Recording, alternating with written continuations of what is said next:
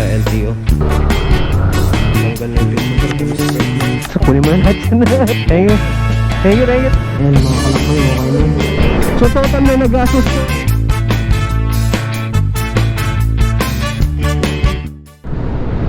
What's up sa inyo mga kalakbay? Kamusta?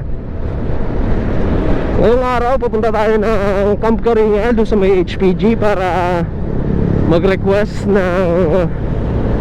ng clearance para makapagpa-change color. Nagpalit na tayo ng kulay ni Eros. Ano na siya ngayon? Matte blue at black. Inalis ko na yung orange.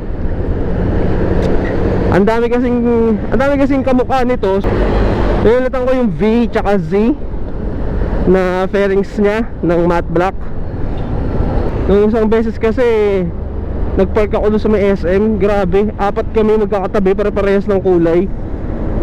Buto na lang may box ako. Kung wala akong box hindi ko makikilala talaga.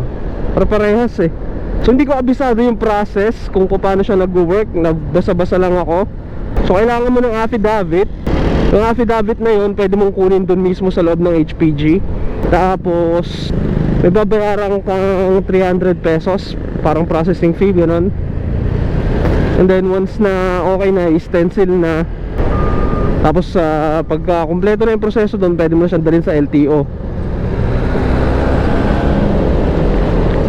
Plano ko sana is dito lang sa Novaliches para malapit. Kaso nakarehistro tong motor natin doon sa East Avenue. Kailangan mo i-process yung change color doon sa kung saan ka last nakarehistro.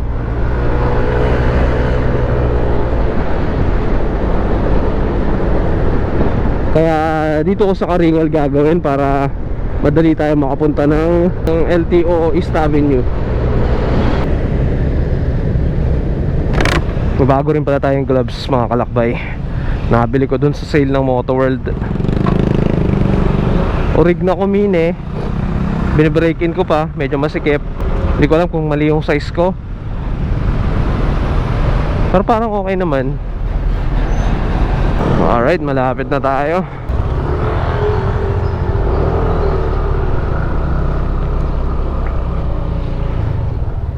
Good morning sir, sa HPG po. Okay, thank you. So yung pagpasok nyo ng entrance ng HPG dito sa kanan, dire-diretso. Saan ba yun? Hanggang alam-alaman ako yun. Pasok tayo sa loob. So dito kukuha ng affidavit. Tapos dito kukuha ng order of payment. So ito kailangan din natin itong application form. Kasuin na natin yung stencil. So dito tayo magpapa-stencil. Doon din sa same window verification, kukunin nila lahat ng information mo or lahat ng papeles mo. Tapos ayan, papasa mo na dito. Sige, bossing, dito po.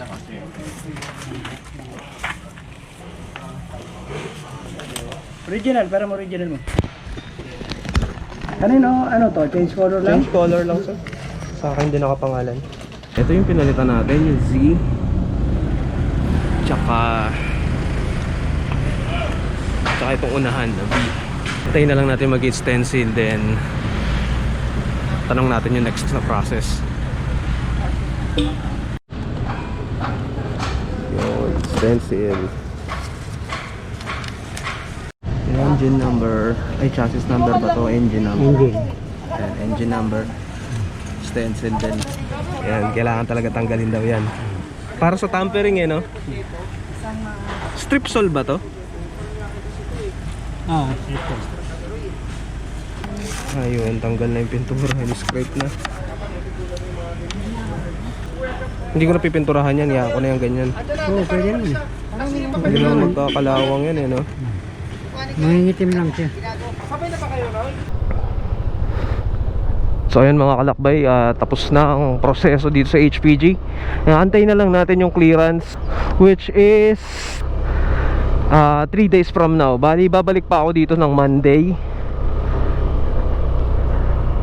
So alam ko medyo magulo yung pag-video ko. So Hindi ko masyado nakuhaan lahat.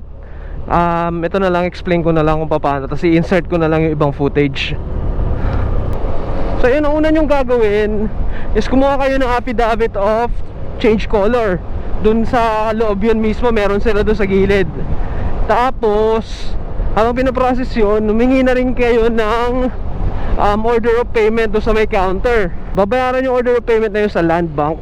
And I suggest kung pupunta kayo dito sa may Karingal, doon kayo magbayad sa may LTO East Avenue. Walang kapila-pila.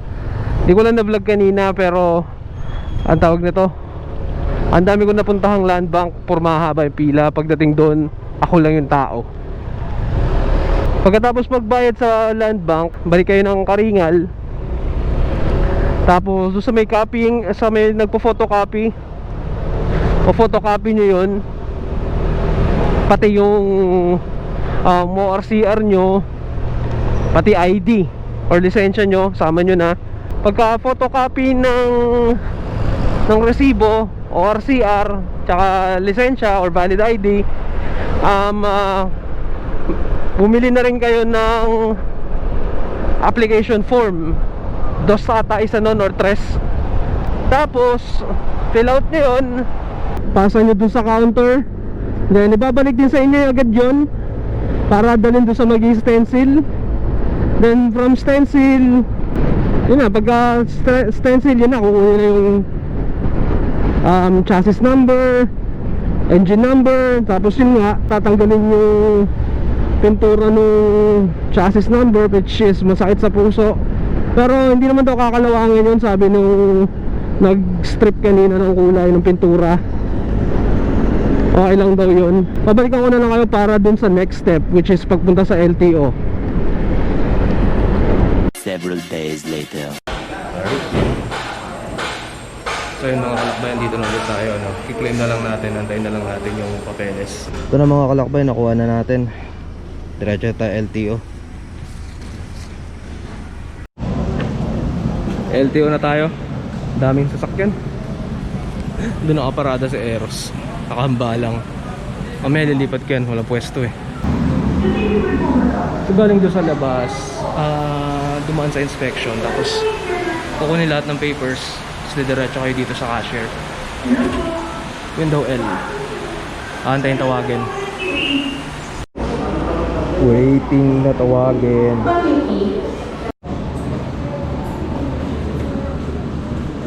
Yan mga kalakbay, okay na. So ito yung bago. Ang kulay niya ngayon ay matte blue black na siya.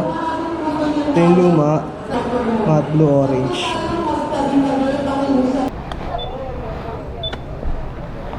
Okay mga kalakbay, so dito yon, Diliman District Office, East Avenue. So pagdating nyo dito, hindi ko kasi na-videohan ng maayos kanina eh, sa Blaze. Ang bilis kasi ng mga galawan. So ayun, pagdating dito, yan, dadaan kayo sa mga yan, sa mga inspector. I-stencilan ulit yung motor nyo, parada kayo dito. Tapos pag na-stencilan yan, abutan nyo na lang yung mag-stencil. Kahit magkano, tatanggapin naman nila yan. Yun, papasa nyo lahat ng papers nyo sa inspector. Tapos ayun na, diretso na kayong cashier. Pagkatapos ng cashier, oh, meron dito pre. Lumikit pa oh. So kunin mo na lahat yan. Thank you, thank you, thank you. Thank you. Thank you, thank you, thank you. So yun, may mga kalakbay pa tayong nakita. Pagkatapos ng bayaran sa cashier, yun, diretso ka na. Yun na, okay na yun. Yun yung OR mong bago. So recap sa ginawa natin. Para magpa-change color, first kailangan yung pumunta ng HPG satellite station. Ako pumunta ako ng Camp Karingal. And then kailangan nyo ng affidavit of change color. Meron na dun sa loob ang kukuhanan. 150 lang yon. So 150 lang yon. Then kukuha kayo ng application form para magpa-change color. Then dun na rin yon sa loob, same counter. Tapos babayaran nyo yung 300 pesos sa land bank. Hindi ko pala napakita. Dito nun sa East Avenue, sa likod lang din yun eh. May May landmark na doon sa likod nun.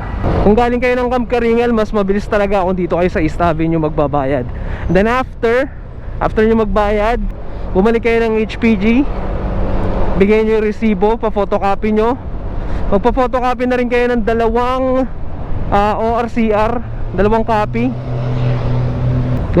yun. Isa sa HPG kukunin nila, tapos isa rin sa LTO. After nun, mag-stencil, kukunin yung chassis number, engine number, at yung pinakamasaklap, itatanggalin yung pintura ng chassis number, na ewan ko kung bakit pag kailangan gawin, pero siguro para i-check yung tampering kung meron man.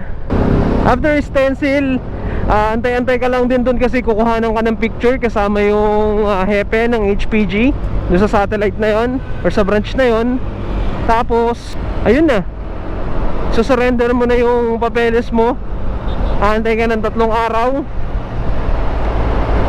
Pagkakuha mo, diretso ka na sa LTO. Pagdating ng LTO, for inspection muna, stencil na naman, tapos lahat ng papeles kukunin. Bigay mo yung copy ng affidavit mo, yung copy ng ORCR mo. Then ibabalik sa'yo then ikikip mo na yung original na ORCR mo. After stencilan, kunin yung documents, diretso ka na sa counter, tatawagin ka na lang. Yun, maghihintay ka na lang dun. Tapos pag tinawag ka na, bayaran mo na yung 210 para dun sa bagong OR mo.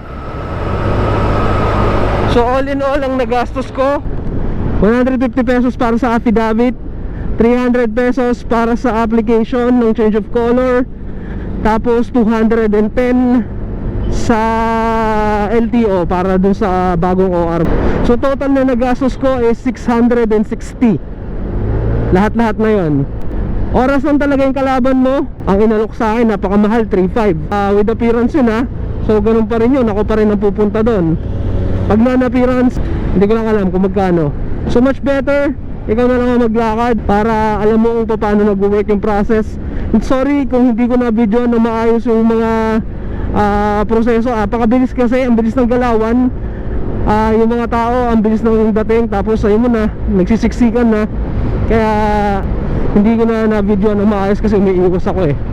So nandito ko na lang din tatapusin yung video. And kung umabot kayo dito at hindi ka pa nakakapag-subscribe, hit mo na yung subscribe button. Idamay mo na rin yung notification bell para updated ka sa mga bagong uploads natin. Dun sa dalawang kalakbay natin na nabutan natin ng sticker kanina, thank you din sa inyong pagsuporta. And sa inyong lahat, maraming salamat. Kita-kita tayo sa susunod na mga videos. Thank you, bye bye.